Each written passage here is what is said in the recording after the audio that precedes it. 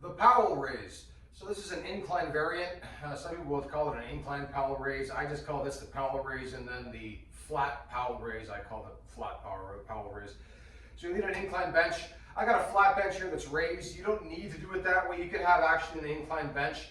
Some people find that more or less comfortable. I find with the bending incline bench or the actual dedicated incline bench, it's easier to stabilize yourself, but it doesn't feel as nice in the spine for me. So when I set this up for myself, I do one or two things. You can cradle your head, or you can go arms straight. I tend to prefer the cradle position, just like so. The objective here is just to keep as neutral a head position as you can. It may not be perfectly neutral.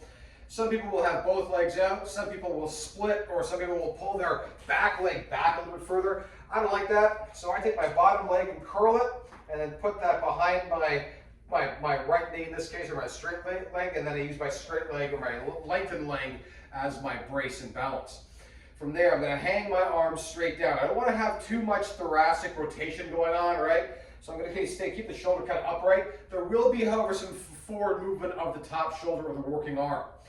The key component I find most people miss on this exercise is a simple technique. Keep the one end of the dumbbell essentially in line with your eye.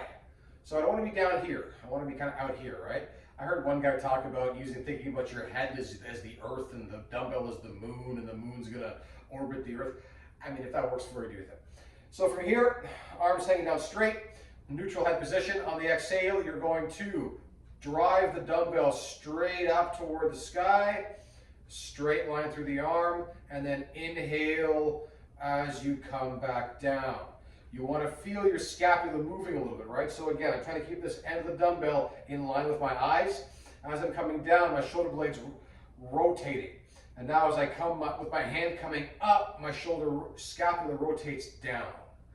Inhale, coming down. Exhale, coming up.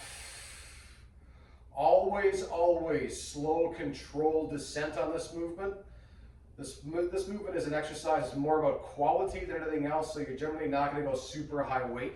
Keep it controlled. I'm only using a 5-pound weight here, but this is my surgical shoulder. Inhaling as I come down, let that shoulder blade roll over a little without compromising my spinal angle.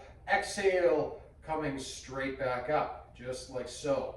At this incline position, the real target for the exercise is the rhomboid and the lower trapezius. Rhomboid right between the shoulder blades, lower trapezius, the lower part of the trap.